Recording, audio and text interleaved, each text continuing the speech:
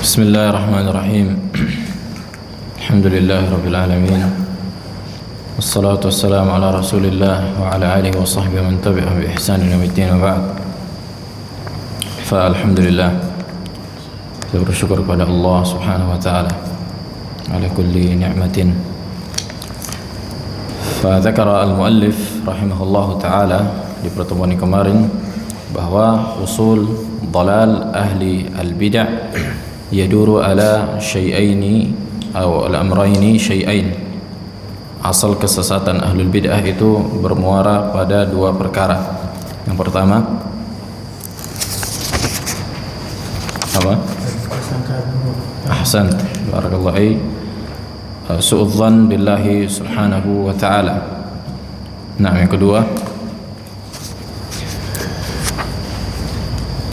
الثاني لم يقدر رب حق قدره. ها؟ ايش؟ لم يقدر رب الرب حق قدره. عدم تقدير الله حق قدره، أي أنهم لم يقدروا الله حق قدره. Mereka tidak mengagungkan Allah Subhanahu wa taala sebagaimana sebenar-benarnya pengagungan atau pemuliaan. Wa hadza al-qism ats-tsani, bagian yang kedua ini, lahu anwa', ada beberapa macam bentuk sebagaimana yang disebutkan muallif rahimahullah taala. Di antara bentuk tidak mengagungkan Allah sebenar-benarnya pengagungan seperti keyakinan orang yang mengatakan bahwa Allah tidak mengirim atau mengutus para rasul. Nah, atau mengatakan bahwa alam semesta ini diciptakan sia-sia begitu saja, nggak ada guna dan manfaatnya, nggak ada tujuan dan hikmahnya. Nah, dan di antara bentuk tidak mengagungkan Allah sebenar-benarnya pengagungan apa saja kemarin disebutkan muallif? Imran, zakart, ingat.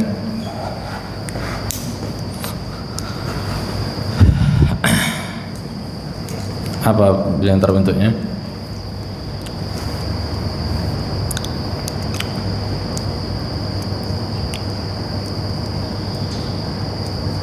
Mengeluarkan perbuatan manusia dari ciptaan Allah, gitu.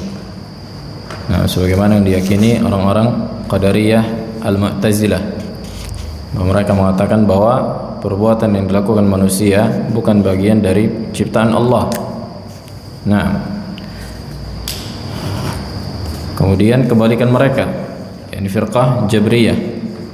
Firqah Jabriyah yang mengatakan bahwa manusia itu apa? Majbur. Laisa lahu iradah wala masyiah, bahwa manusia itu enggak memiliki kehendak dan kekuatan dalam melakukan perbuatan, sehingga boleh bagi Allah untuk mengadab orang yang tidak melakukan apapun. Maka ini diantara bentuk tidak mengagungkan Allah dengan sebenar-benarnya pengagungan, sekaligus bentuk suudzon kepada Allah Subhanahu wa ta'ala. Dan diantaranya firqah siapa yang terakhir kata muallif? Rafidah. Nah, ahsan, Rafidah mengatakan bahwa Allah mengangkat derajat musuh-musuh Nabi alaihissalam dan menghinakan keluarga Nabi alaihissalam, dan memberikan ahlul bait, keluarga Nabi maksudnya ahlul bait, maksudnya di sini dari ahlul bait bukan, dan mereka mengeluarkan istri-istri Nabi dari ahlul bait. Ini diantara kesalahan dan kesesatan orang-orang Rafidah. Mereka mengeluarkan istri-istri Nabi dari lafaz ahlul bait. Nah, sementara yang sahih dan yang benar, dan memang seharusnya demikian, istri-istri Nabi lebih utama masuk ke ahlul bait karena sudah menjadi keluarga Nabi alaihi salatu wassalam. Nah, hasil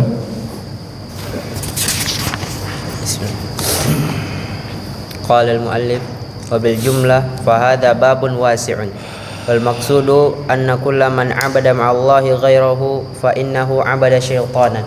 قال تعالى ألم أعهد إليكم يا بني آدم ألا تعبدوا الشيطان فما عبد أحد أحدا من بني آدم كائنا من كان إلا وقعت عبادته للشيطان فيستمتع العابد بالمعبود في حصول غرضه ويستمتع المعبود بالعابد في تعظيمه له وإشراكه مع الله تعالى وذلك غاية رضا الشيطان. ولهذا قال تعالى ويوم نحشرهم جميعا ويوم نحشرهم جميعا يا معشر الجن قد استكثرتم من الإنس. يحشرهم ولا نحشرهم ولا يحشرهم؟ نحشرهم. طيب واصل. أي من إغيائهم وإضلالهم. وقال أولياؤهم من الإنس ربنا استمتع بعضنا ببعض وبلغنا أجلنا الذي أجلت لنا قال النار مثواكم خالدين فيها إلا ما شاء الله إن ربك حكيم عليم. أحسنت. هذه في سورة الأنعام. سورة الأنعام ولا الأعراف؟ الأنعام.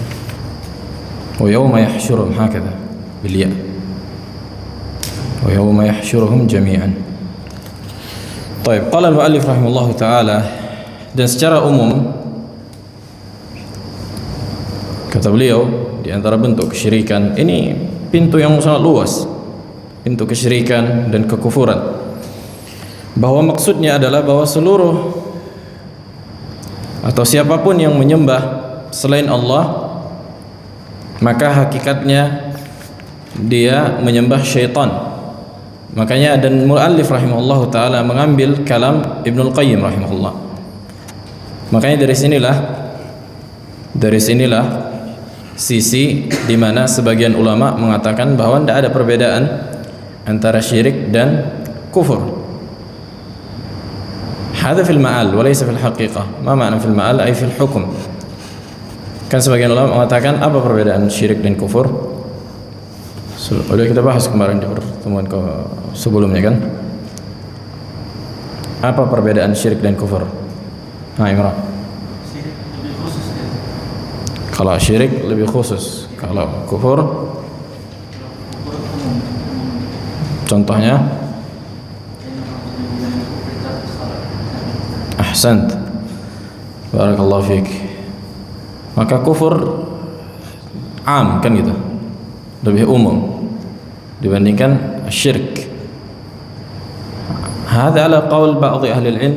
Ini sebagaimana yang dikatakan ahli ilmu bahwa syirik itu lebih khusus dibandingkan apa? Kekufuran. Maka seluruh kesyirikan kekufuran, tapi tidak semua kesyirikan, tidak semua kekufuran kesyirikan. Contohnya istihza' bid-din. Kalau ada yang mengencingi mushaf maka hukumnya kafir, tapi apakah dia jatuh pada kesyirikan? Jawabannya tidak.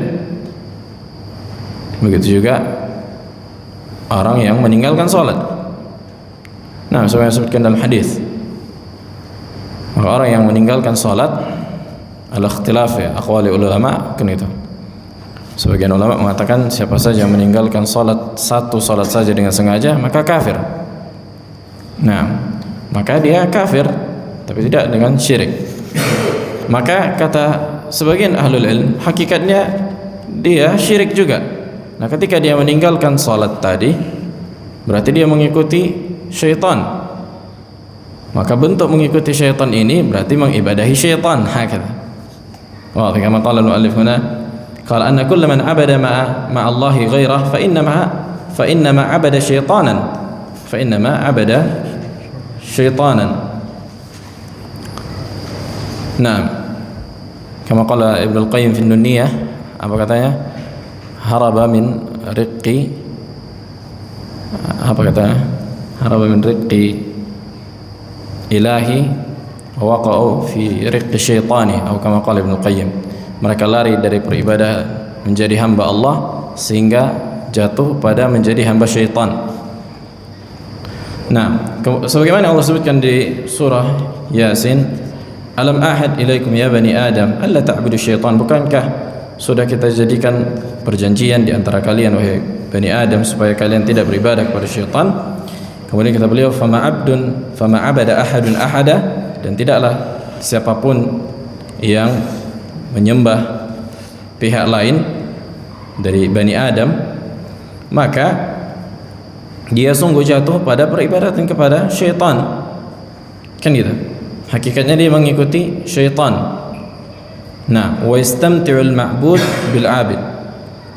Dan yang diibadahi ini mendapatkan al-istimta'. Al-istimta' itu faidah, manfaat.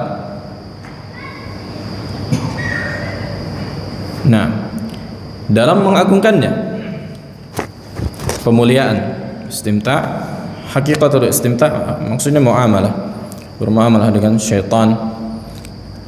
Maka orang yang menyembah syaitan tadi, maka syaitan mendapatkan pengagungan dari yang menyembahnya.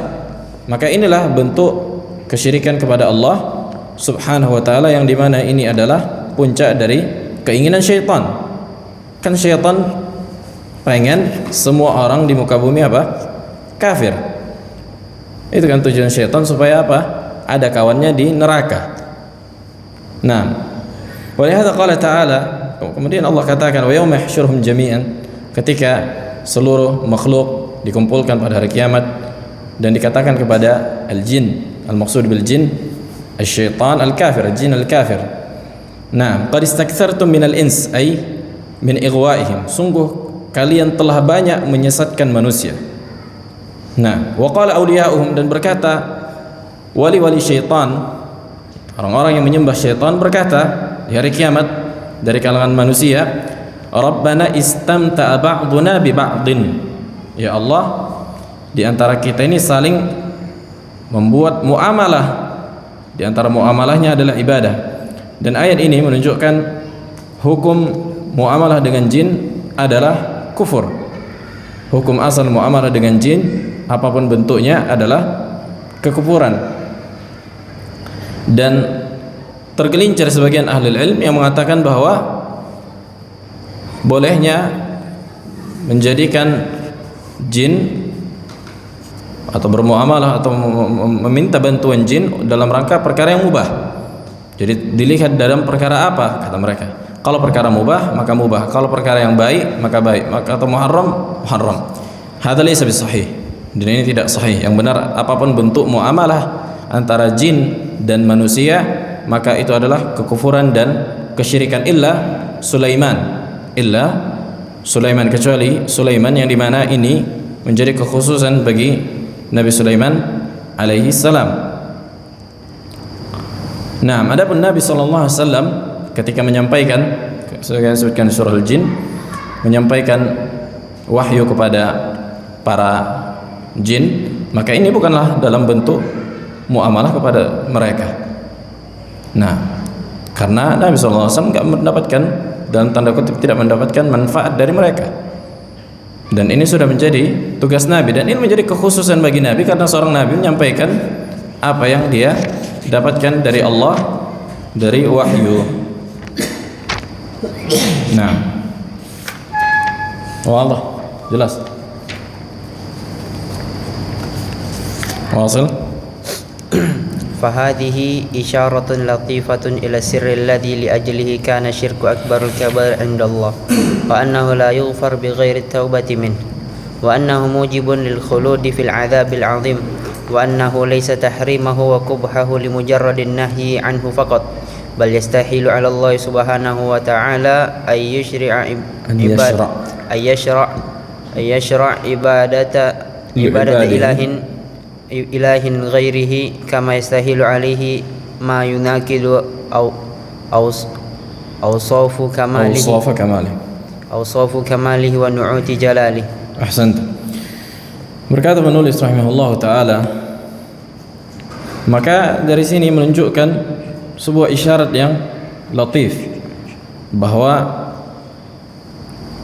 kenapa rahasia, kenapa kesyirikan itu sebesar-besar dosa di sisi Allah Subhanahu wa ta'ala, dan pelakunya tidak diampuni kecuali dengan taubat, kan gitu. Kalau hanya sebatas melakukan dan tidak bertaubat, maka Allah enggak mengampuninya. Dan kesyirikan juga menjadi konsekuensinya, pelakunya apabila dia tidak bertaubat, maka kekal di neraka. Kekal di neraka. Sebagaimana dalam ayat, innallaha la yaghfir an yushraka bih wa yaghfir ma duna dzalika liman yasha' al-ayat. Bahwa kata beliau, wa annahu laysa tahrimuhu wa qubhu mujarrad nahi anhu faqat. Karena mustahil bagi Allah Subhanahu wa taala mensyariatkan bagi hambanya ibadah kepada selainnya. Jadi secara akal pun mustahil bagi Allah mensyariatkan kesyirikan.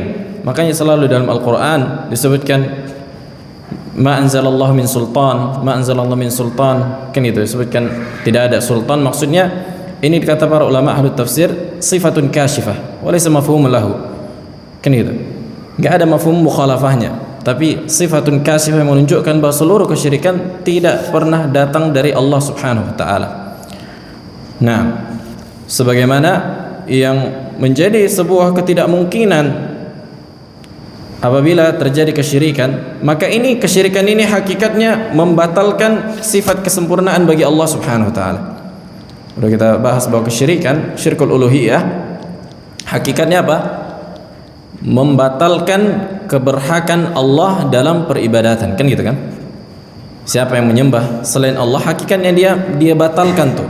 Berarti dia katakan bahwa ada selain Allah yang berhak diibadahi, sementara ibadah menjadi kekhususan Allah Subhanahu wa taala. Nah, wasil. Wa'lam anna an-nasa fi ibadati Allah ta'ala wal isti'anati bihi ala arba'ati aqsam. Qismul awwal ajalluha wa afdaluha.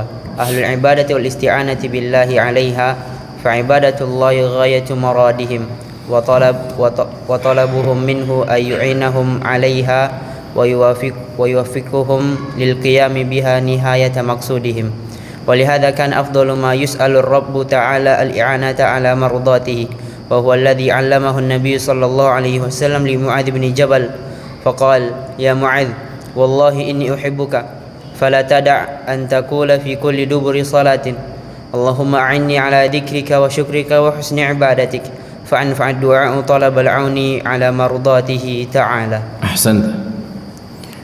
Qala al-mu'allif rahimahullah, ketahuilah bahwa manusia dalam beribadah kepada Allah dan dalam meminta pertolongan kepada Allah itu ada 4 jenis.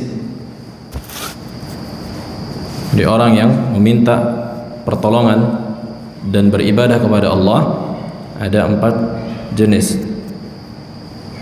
Orang yang meminta pertolongan dan beribadah kepada Allah ada 4 jenis. Yang paling utama, kata beliau, yang pertama dan yang paling utama, orang-orang yang beribadah kepada Allah Subhanahu wa taala dan meminta supaya Allah menolong mereka dalam beribadah. Orang-orang yang beribadah kepada Allah Subhanahu wa taala dan meminta pertolongan kepada Allah supaya Allah tolong mereka dalam ibadah. Inilah yang paling utama.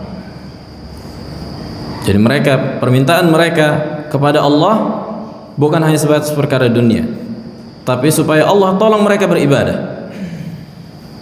Dan ini diantara fiqh doa, kecerdasan dalam berdoa. Ini meminta kepada Allah supaya Allah mudahkan beribadah. Oleh karena itu, sesuatu yang paling utama yang diminta kepada Allah, kata muallif, adalah meminta pertolongan supaya Allah tolong dalam beribadah. Dan ini yang diajarkan Nabi SAW kepada Mu'adz bin Jabal. Seraya berkata alaihi wasallam, ya Mu'adz, sesungguhnya demi Allah aku mencintaimu, dan janganlah engkau tinggalkan di setiap akhir salatmu ucapan, maksudnya berdoa, Allahumma a'inni ala dzikrik. Ya Allah, tolonglah aku untuk senantiasa mengingatmu, berzikir dan mensyukurimu. Nah, dan supaya engkau menolongku dalam bagusnya ibadah, memperbaiki ibadahku. Maka doa yang paling bermanfaat, kata beliau, adalah meminta pertolongan supaya Allah menolong kita pada sesuatu yang Allah ridhai, adalah ibadah. Ini jenis yang pertama.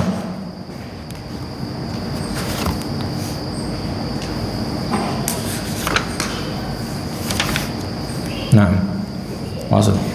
ويقابل هؤلاء القسم الثاني المعرضون عن عبادة أعرض يعرض معرض اسم فاعل المعرضون نعم المعرضون عن عبادته والاستعانته به فلا عبادة لهم ولا استعانة bal in sa'alahu ta'ala ahaduhum wasta'ana bihi fa'ala hududhihi wa syahawatihi wallahu subhanahu yas'aluhu man fis samawati wal ardi wa yas'aluhu awliya'uhu wa a'da'uhu fayamudda haula'i wa haula' wa abghadha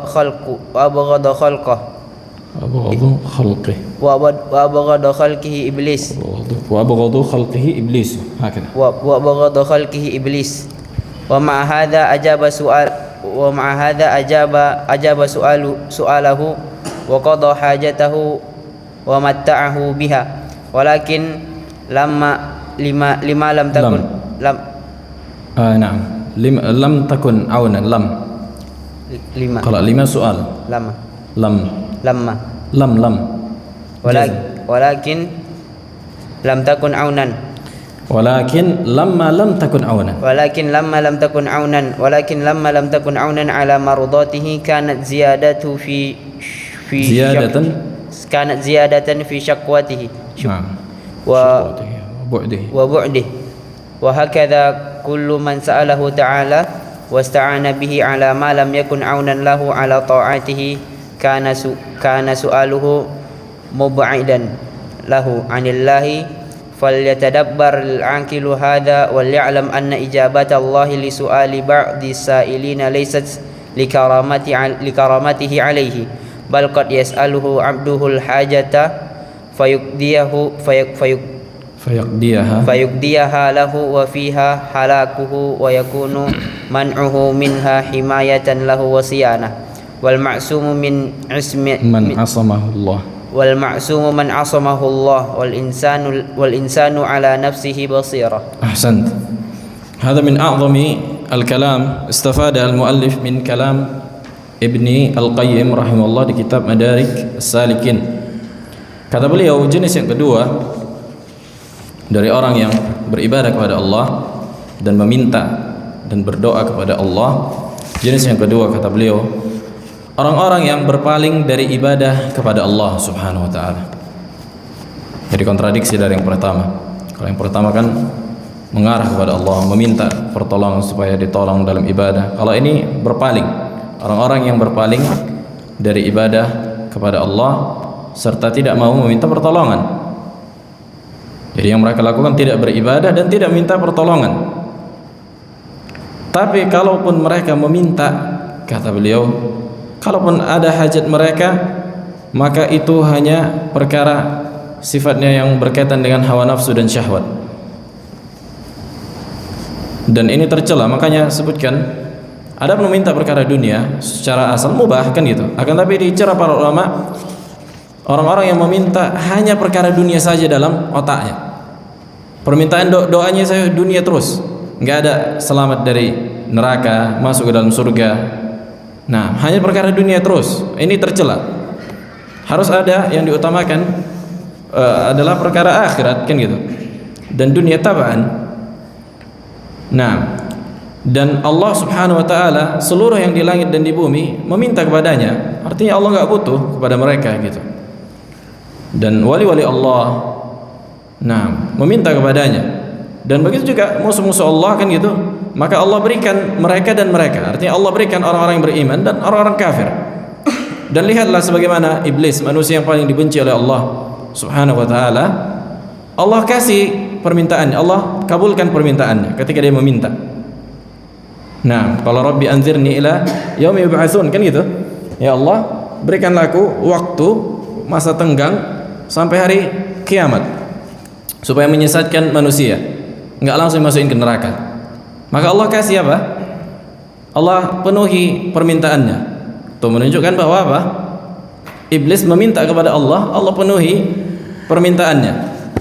Nah, akan tetapi kata beliau, ketika permintaan ini bukan sesuatu yang menjadi penolongnya dalam beribadah kepada Allah, maka menjadi bumerang baginya. Justru permintaan tadi membuatnya semakin jauh dan semakin sesat.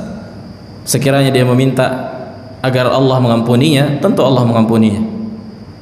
Sekiranya iblis meminta supaya Allah mengampuninya, kan gitu, karena kan nggak mau sujud kepada Adam. Nah, kemudian dia semakin membangkang dan meminta ditangguhkan supaya apa? Supaya nggak apa-apa masuk neraka, tapi nanti di hari kiamat, maksudnya setelah hancur dunia bersama anak Adam. Harusnya pada saat itu dia apa? Bertobat, kan gitu. Sebagaimana Adam alaihissalam memakan buah yang dilarang, maka dia bertobat dan Allah maafkan dan masuk ke dalam surga nanti pada hari kiamat. Nah, inilah kata beliau, apabila permintaan sesuatu yang permintaan yang tidak menjadi penolongnya dalam beribadah kepada Allah, bisa jadi ini membuatnya semakin jauh kepada Allah. Oleh karena itu kata beliau, hakadha, semua orang yang meminta kepada Allah, siapa saja yang meminta kepada Allah dan meminta pertolongan kepada Allah, maka apabila sesuatu tadi tidak menjadi sesuatu yang menolongnya dalam beribadah kepada Allah, maka itu adalah permintaan yang menjauhkannya dari Allah. Jadi segala sesuatu permintaan yang bukan menjadi penolong dalam beribadah kepada Allah, maka hakikatnya itu adalah sesuatu yang menjauhkan diri dari Allah Subhanahu wa taala. Makanya kata beliau, falyatadabbar al-aqil hadza. Hendaknya orang yang berakal, berfikir, mentadabburi, meresapi hal ini kata beliau. Maka tidak semua doa yang diijabah ketika manusia meminta kepada Allah, bukanlah ketika Allah mengijabah doanya ini adalah bentuk memuliakannya. Hadza yuktab bi ma'i adz-dzahab, kata beliau. Kata beliau, "Waliya'lam anna ijabat Allah li su'ali ba'd as-sa'ilina laysat li karamatihi alaihi." Ketika Allah mengijabah permintaan seseorang, hanya sebatas ini, hanya sebatas ijabahnya itu bukanlah sebuah bentuk pemuliaan kepada yang diijabahi doanya. Nah, karena bisa jadi seorang meminta kepada Allah dan Allah Subhanahu wa taala penuhi hajatnya, kan gitu. Akan tetapi di situ terdapat kebinasaan bagi dirinya. Dan ketika Allah menahan permintaannya, artinya enggak Allah ijabah, itu adalah kebaikan baginya. Itu adalah kebaikan baginya. Subhanallah. Ketika tidak diijabah, maksudnya tidak diijabah itu adalah tidak langsung Allah berikan permintaan kita. Kita minta A, enggak A itu yang Allah kasih, gitu maksudnya. Karena kita sebutkan dalam hadis bahwa ma min da'in yas'aluhu Allah, kan tidaklah setiap orang yang meminta ketika berdoa kepada Allah kecuali Allah ijabah, maksudnya Allah balas dengan 4 perkara, kan gitu. Yang pertama, Allah kasih permintaannya, kalau dia minta A, Allah kasih A, atau Allah selamatkan, atau Allah simpan Allah simpan pahalanya. Yang pertama Allah kasih, yang kedua apa? Allah gantikan yang lebih baik. Nah, kemudian yang ketiga, Allah tahan dia dari keburukan, kan gitu. Jadi seharusnya misalnya dia musibah, Allah tahan tuh musibah, nggak menimpanya. Kemudian yang keempat, Allah simpan menjadi pahala baginya di akhirat. Nah, wal maksum, maka orang yang dijaga adalah orang yang dijaga oleh Allah Subhanahu wa taala, dan manusia lebih paham tentang dirinya.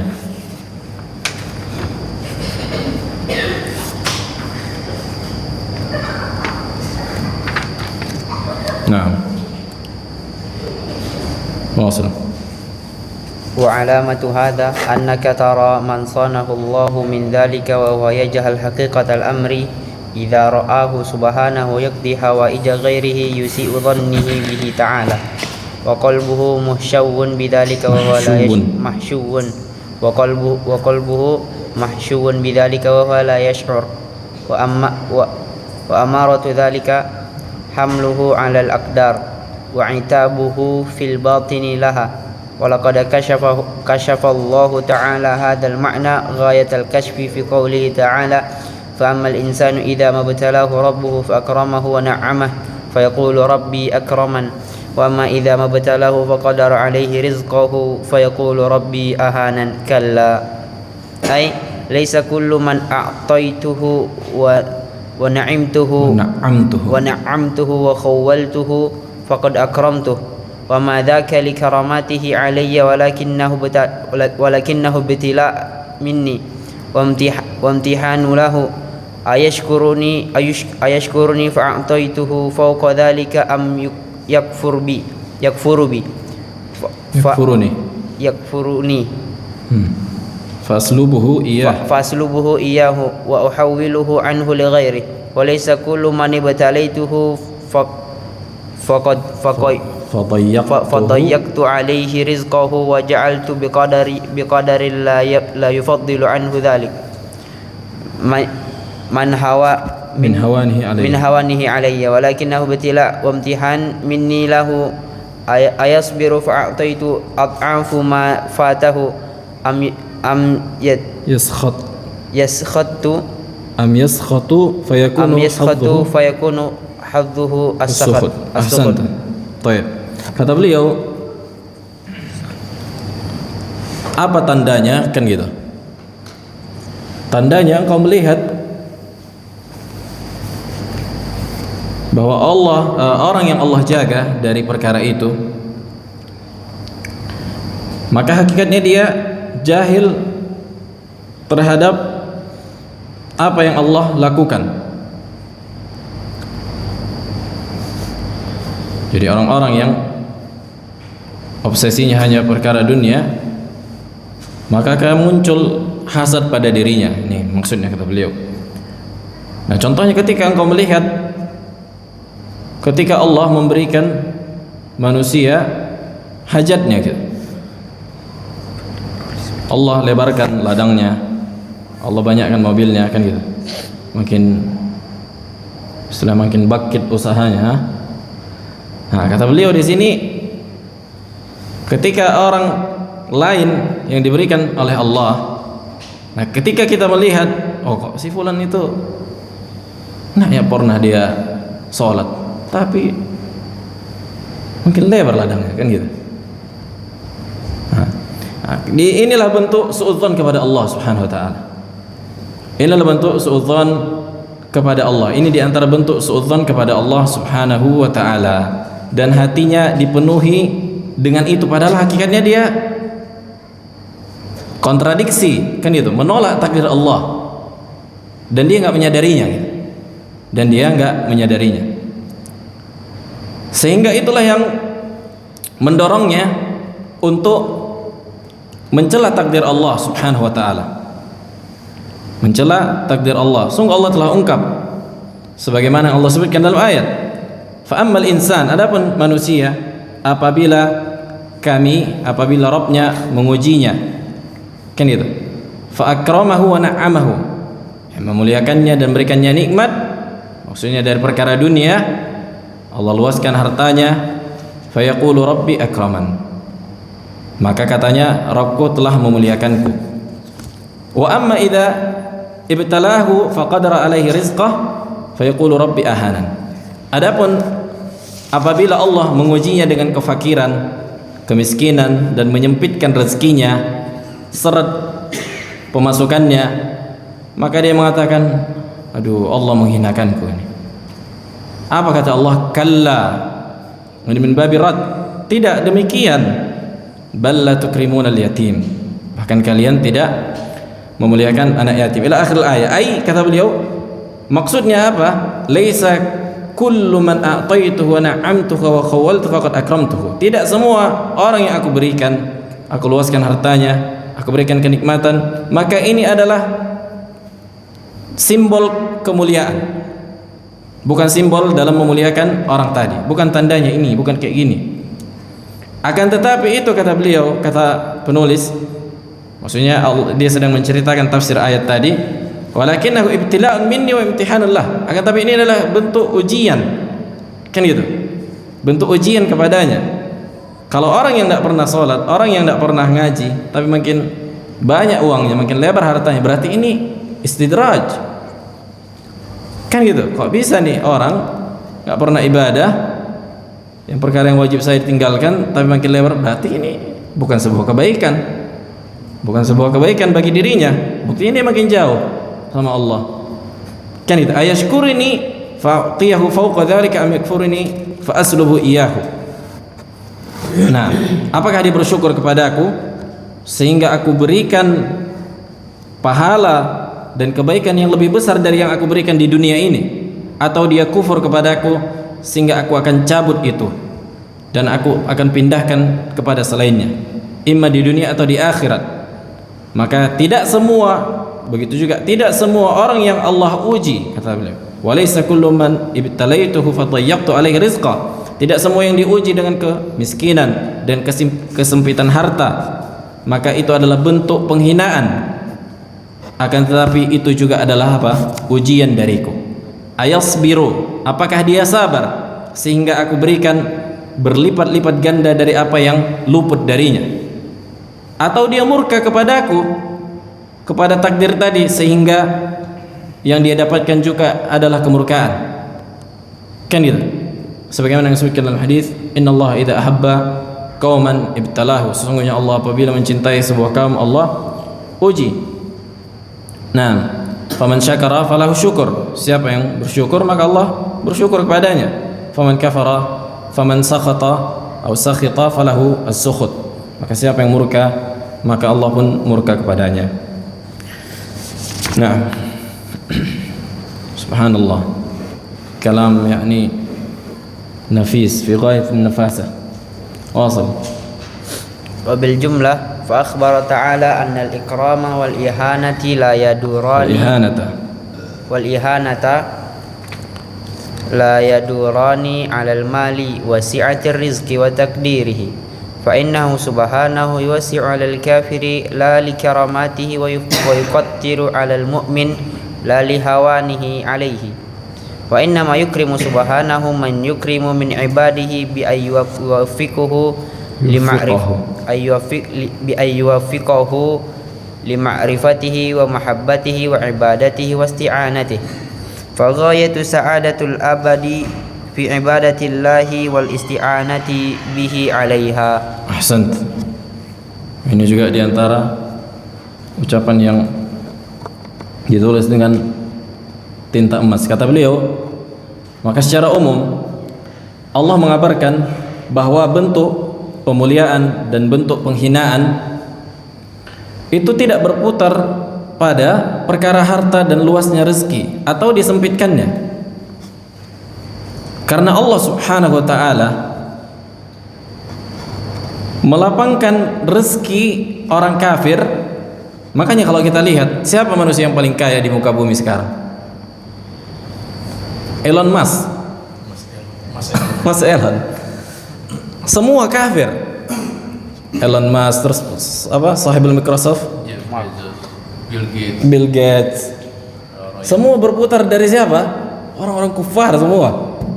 Makanya ini jelas ya, ini teraplikasi dengan kehidupan nyata, kan gitu. Nah, kata beliau, ketika Allah meluaskan harta mereka, mengkasih mereka yang nominalnya berdijit-dijit, gak ada habisnya, kan gitu, maka ini bukanlah bentuk memuliakan mereka, kata beliau. Begitu juga orang yang mukmin yang yuqattir al mu'min, ketika disempitkan rezekinya, yang dia dapatkan omsetnya hitungan jari, kan gitu, maka ini bukan bentuk penghinaan, kata beliau. Akan tapi Allah Subhanahu wa taala memuliakan siapa yang Allah muliakan dari hambanya dengan memberikan hidayah dan taufik untuk mengenalnya, mencintainya, beribadah kepadanya, serta memohon pertolongan kepadanya. Makanya ini jelas sesuai dengan petunjuk Nabi sallallahu alaihi wasallam, man yuridillahu bihi khairan yufaqihuhu fid din. Maka sungguhnya siapa yang Allah inginkan kebaikan bagi seseorang, Allah buat dia faqih terhadap agama. Wa qala Syekhul Islam Ibn Taimiyah dan Syekhul Islam Ibn Taimiyah dan Al-Hafidz Ibn Hajar berkata, mafhum mukhalafah dari hadal hadis, siapa yang tidak Allah inginkan kebaikan dari seseorang, tidak Allah buat dia faqih terhadap agama. Kebalikannya. Nah, maka kata beliau, maka puncak dari kebahagiaan adalah ketika seseorang beribadah kepada Allah dan meminta pertolongan untuk ibadah tadi. Subhanallah. Nah, wasil. Adhan belum? Taib, wasil. Al-qismu tsalis man lahu naun ibadah bila isti'anah wa haula naw'an. Ahaduhuma ahlul qadar al-qailuna bi annahu subhanahu qad fa'ala bil 'abdi jami'a maqdurihi minal al-tafi wa annahu lam yabqa fi maqdurihi i'anatan lahu 'ala al-fi'li fa innahu qad a'anahu bi khalqil jawarih wa salamatuha wa ta'rifut tariq wa irsalur rasuli wa tamkinihi min al-fi'l falam yabqa ba'daha i'anata maqduratihi yas'aluhu iyyaha wa haula'i makhdhuluna wa muwakkiluna wa mawkuluna ila anfusihim masduduna alaihim tariqatal isti'anati wat tauhid. Qala ibn Abbas radhiyallahu anhuma al-imanu bil qadari nizamut tauhid faman amana billahi wa kadzdzaba bi qadarihi naqadha tauhidahu naqadha takdzibuhu tauhidah. Baik. Qala rahimahullahu taala al-qismu tsalits, yang pertama tadi orang yang beribadah kepada Allah dan meminta pertolongan, kan ada kita sebutkan dua macam kan. Yang pertama orang yang beribadah dan meminta pertolongan, dan pertolongannya tadi apa? Beribadah kepada Allah, dan permintaannya supaya bisa beribadah kepada Allah. Qismu tsani apa? Abu Ikrimah? Golongan yang kedua, orang yang berpaling dari ibadah kepada Allah dan tidak mau meminta tolong kepada Allah untuk dimudahkan dalam beribadah. Ahsant. Orang-orang yang berpaling kebalikannya kan gitu. Udah enggak ibadah, tidak meminta pertolongan. Sekarang yang ketiga kata beliau, qismu tsalits, orang yang beribadah akan tetapi tidak meminta pertolongan. Orang yang beribadah akan tetapi tidak meminta pertolongan.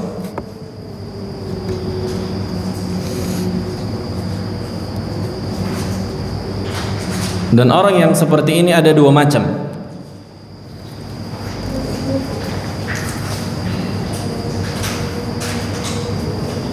Jadi orang yang beribadah dan tidak meminta pertolongan itu ada dua macam kata beliau.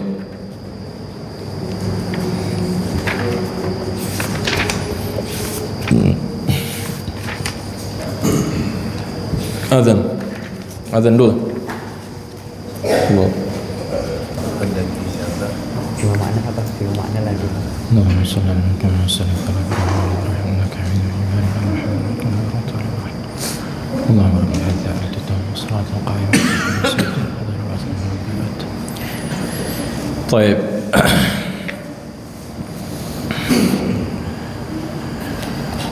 Kemudian qismu tsalits, bagian yang ketiga, yang mengerjakan ibadah akan tetapi apa? Tanpa isti'anah, tanpa minta pertolongan kepada Allah Subhanahu wa ta'ala. Dan mereka ada dua jenis. Jenis yang pertama kata beliau, orang-orang Qadariyah Mu'tazilah. Orang-orang Qadariyah Al-Mu'tazilah,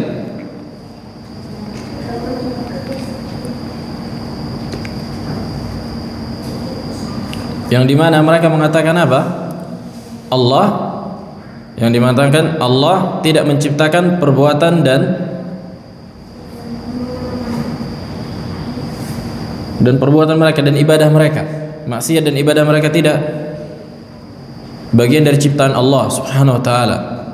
Oleh karena itu orang-orang Mu'tazilah menetapkan iradah asy-syar'iyyah faqat, hanya iradah syar'iyyah. Orang-orang Mu'tazilah hanya menetapkan al-iradah asy-syar'iyyah. Sampai kata mereka sebagiannya, hakikatnya Allah itu hanya memberikan teori, maksudnya mengirimkan rusul dan menurunkan kutub, ini hanya sebatas teori gitu. Adapun hidayatut taufiq itu enggak ada. Hakikat hidayatut taufiq, Allah memberikan taufik, Allah memberikan hidayatut taufik itu enggak ada. Hanya hidayatul irsyad wad dilalah, hanya sebatas teori. Makanya kata mereka bagaikan seseorang yang diberikan, misalnya anak punya dua anak, nih pisau dua-duanya. Udah sebatas itu. Hanya sebatas mengasih apa? Ma'rifah. Ini pisau nih, ambil. Silahkan mau melakukan apapun. Tidak menolong si fulan dan meninggalkan si fulan. Makanya Az-Zamakhsyari Zamakhsyari. Di antara tokoh Mu'tazilah ada tafsir Al-Kasyaf. Itu di antara tokoh atau di antara ulama yang memang memiliki ilmu dalam ilmu balaghah. Dan tafsir Al-Kasyaf, tafsir masyhur, ini di antara tafsir yang memiliki penyimpangan. Sampai kata para ulama, penyimpangannya itu dikeluarkan bil minqash, pakai apa istilahnya, pakai pinset, dikeluarin penyimpangan. Menunjukkan apa? Menunjukkan kuatnya syubhatnya. Sampai dikeluarkan pakai pinset.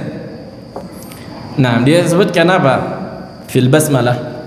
Katanya ba di sini musahabah. Nah, kita kan Ahlus Sunnah mengatakan ba di situ apa? Al-isti'anah, kan gitu. Bismillah, dengan menyebut nama Allah, artinya dengan nama Allah aku memohon pertolongan kepada Allah dengan namanya. Aku makan, aku minum, itulah makna bismillah. Nah, katanya kita nggak butuh meminta pertolongan kepada Allah, karena apa? Karena kita yang menciptakan perbuatan kita. Wallah. Ini di antara contohnya. Kemudian yang kedua, dan kata beliau di sini, haula makhdhulun.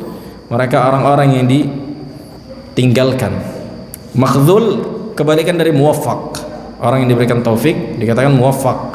Adapun makhdhul yang dibiarkan. Orang-orang yang dibiarkan urusan mereka kepada diri mereka. Makanya selalu Nabi SAW berdoa, Allahumma la takil ila nafsi tarfata ain, kan gitu ya. Allah, jangan engkau biarkan urusanku pada diri, engkau serahkan urusan kepada diriku walau hanya sekejap mata. Artinya senantiasa berikan aku taufik, tolonglah aku. Makanya kata Ibnu Abbas radhiyallahu taala an, al-imanu bil qadar, iman kepada takdir, nizam tauhid. Itu adalah rotasi tauhid. Kan itu. Berputarnya tauhid itu di antara beriman kepada takdir. Makanya kata para ulama, iman kepada takdir di antara iman kepada Allah. Maka barang siapa yang beriman kepada faman amana billah, siapa yang beriman kepada Allah, akan tapi mendustakan takdir. Dan di antara orang-orang Qadariyah, kan Qadariyah hakikatnya mereka mendustakan takdir, karena mereka mengatakan perbuatan manusia bukan bagian dari ciptaan Allah dan bukan bagian dari takdir Allah. Hakikatnya naqadha takdzibuhu tauhidah. Nah, bentuk pendustaan ini membatalkan tauhidnya. Kemudian jenis yang kedua dari orang-orang yang beribadah akan tapi tidak meminta perlindungan, karena sudah disebutkan dua jenis kan. Yang pertama orang-orang siapa? Qadariyah, Mu'tazilah. Kenapa mereka katakan kenapa mereka tidak beribadah? Kenapa mereka tidak meminta isti'anah? Kenapa Bu Kevin? Orang-orang Mu'tazilah beribadah tapi tidak meminta pertolongan.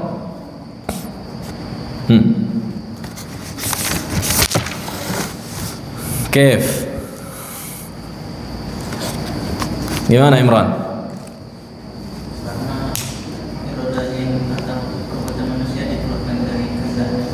Nah, ahsanta. Karena manusia menciptakan perbuatannya, kan gitu. Ketika dia menciptakan ketaatan dan kemaksiatan, maka nggak butuh pertolongan kepada Allah, sebagaimana yang dikatakan Zamakhsyari fi al-basmalah, ba di situ li al-musahabah wa laysa li al-isti'anah.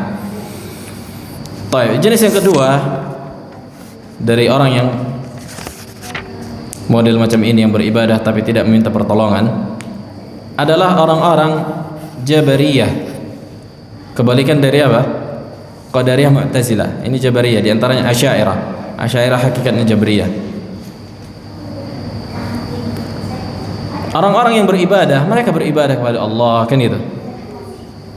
Akan tetapi kurang dalam bertawakal dan meminta pertolongan.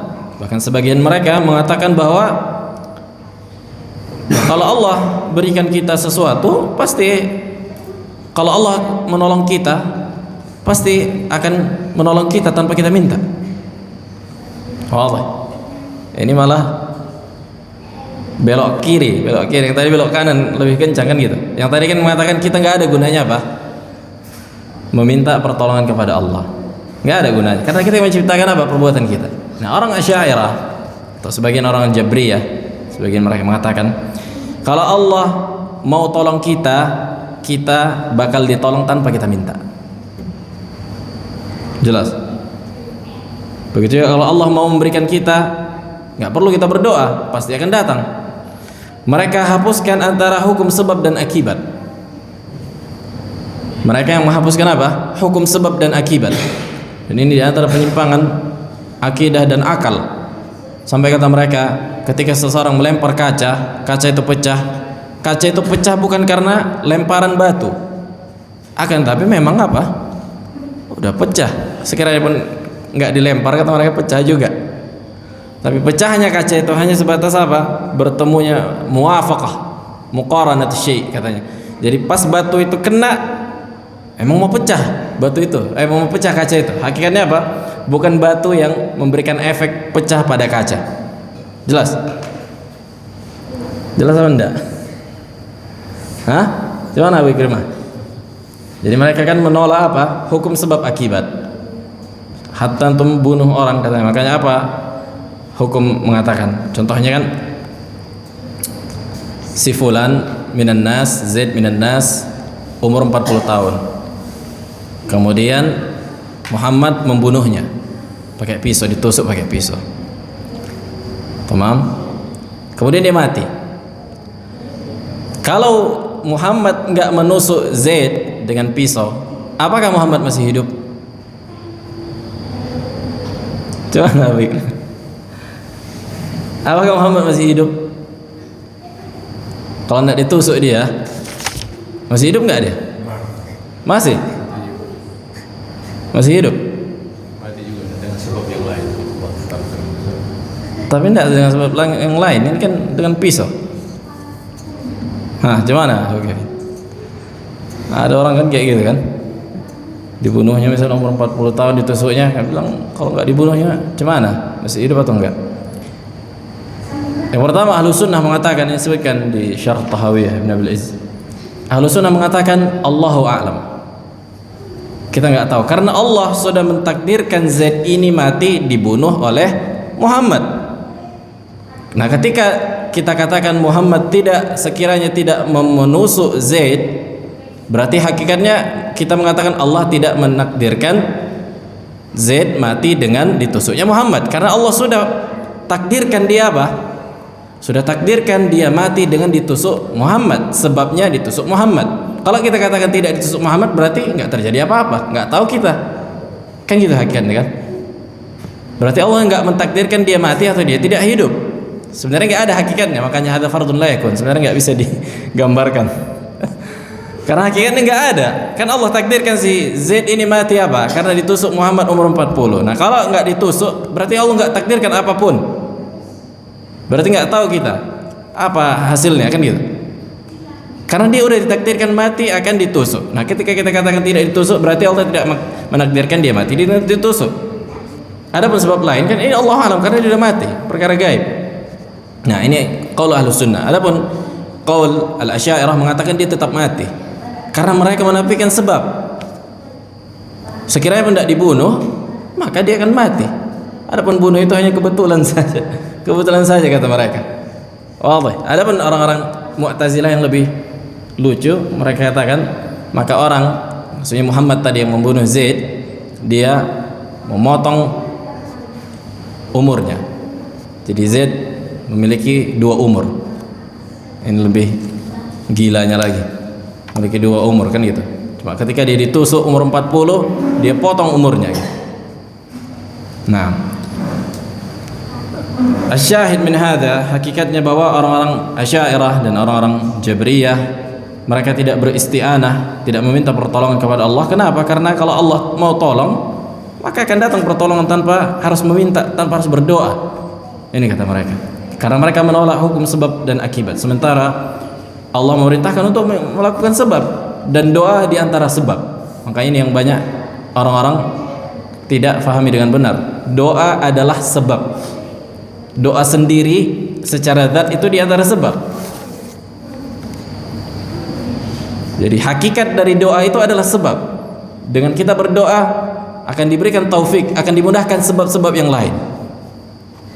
Nah,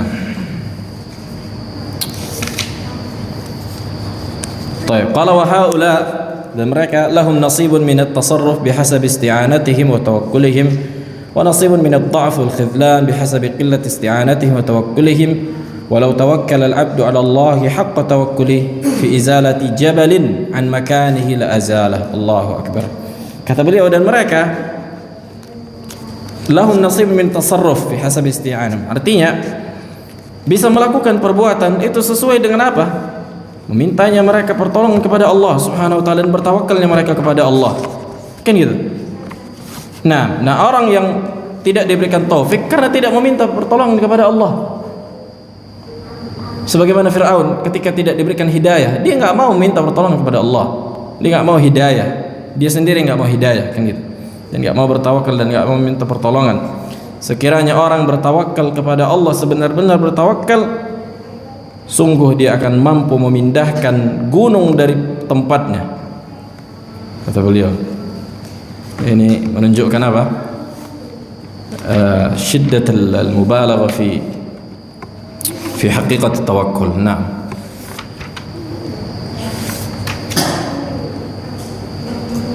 Nah, fi soal. Nah. Wal qismur rabi', bagian keempat insyaallah akan datang. Maksud ya. Iya. Anda lupa ayatnya, tapi kira-kira begini maknanya Al-Quran. Kalaupun kalian tidak berangkat berjihad, maka kematian itu akan datang juga ke rumah-rumah kalian. Maksudnya maut juga akan mendatangi kalian. Maksud tadi pendekatan terhadap tadi gimana maksudnya? Karena kita pahami, kalaupun dia tidak berangkat berjihad, ya ada sebab yang lain akan menyebabkan dia pada saat tanggal sekian, masa sekian juga akan mati juga walaupun dia tidak berjihad. Itu bagaimana Ustaz apa ya? Tadi kan kalau kita katakan ya Al-Quran itu kalaupun kalian tidak berangkat berjihad. Fi dzakara fil ayah walau arada al-khuruj la thabbatahum Allah hakadha. Wa qila qu'udu ma'al qa'idin. Nah, maksudnya orang-orang munafik yang enggak mau berjihad kan gitu.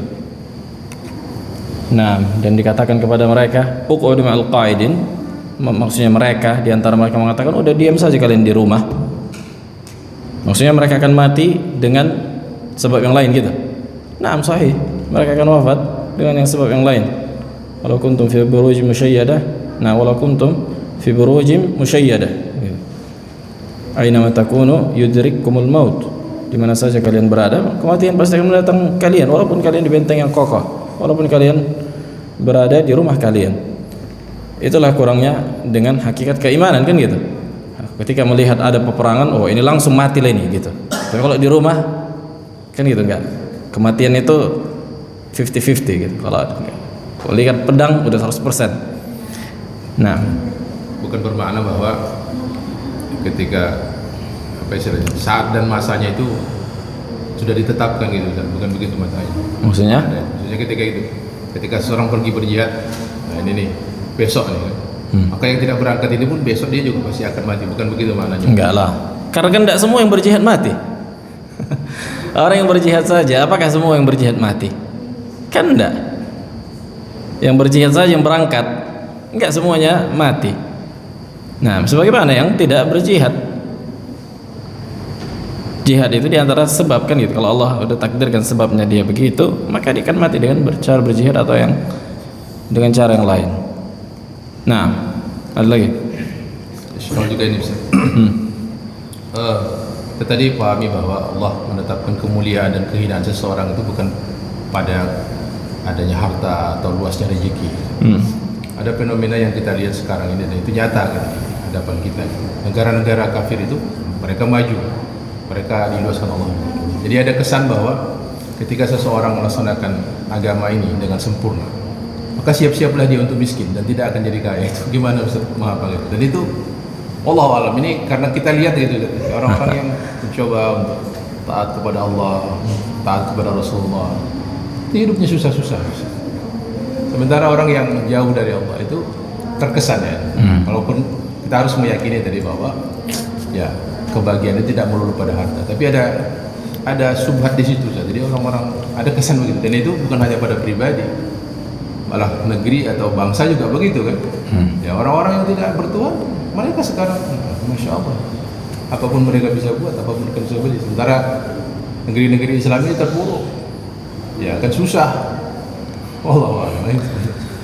Baik, soal yang berkaitan dengan pertanyaan Abi Aqil. Mana yang lebih utama?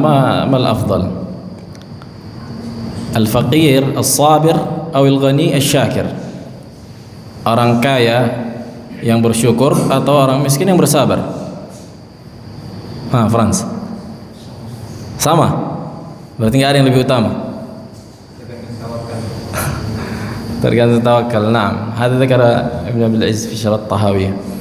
Ini di antara perkara yang sebenarnya min futul ilm kan itu. Semua yang dari dua pihak tadi, orang kaya dan bersabar, orang kaya yang bersyukur, juga harus butuh apa? Butuh sabar kan gitu. Orang kaya yang bersyukur butuh sabar. Sebagaimana orang miskin yang bersabar butuh syukur. Orang kaya yang bersabar, orang kaya yang bersyukur butuh sabar. Sebagaimana orang yang miskin yang bersyukur butuh sabar juga. Jadi dua-duanya harus ada sabar dan syukur. Harus ada sabar dan syukur. Dan dua-duanya apa? Ujian dari Allah Subhanahu wa taala. Nah, kemudian berkaitan dengan negara-negara tadi. Nah, karena manusia bukan dituntut untuk kaya dalam tanda kutip hanya sebatas kaya saja, enggak. Kan gitu. Udah kaya udah ngapain? Udah sebatas itu enggak. Makanya tujuannya harusnya digunakan untuk Islam, nolong dakwah Ahlussunnah, menjayakan Islam. Nah, dan dalam Islam tidak pernah dituntut seorang untuk jadi miskin. Itu yang perlu dipahami. Tidak pernah Islam menuntut seseorang udah jadi miskin, udah di rumah, enggak. Bahkan betapa banyak para sahabat yang kaya kan gitu. Abdurrahman bin Auf, Utsman, betapa banyak mereka yang tajir, tujar, kaya. Nah, mungkin sebenarnya ini propaganda juga orang kufar itu. Makanya kalau kita lihat mata uang paling tinggi itu orang-orang negara di Arab, mayoritas mereka Muslim, negara Kuwait. Kan gitu.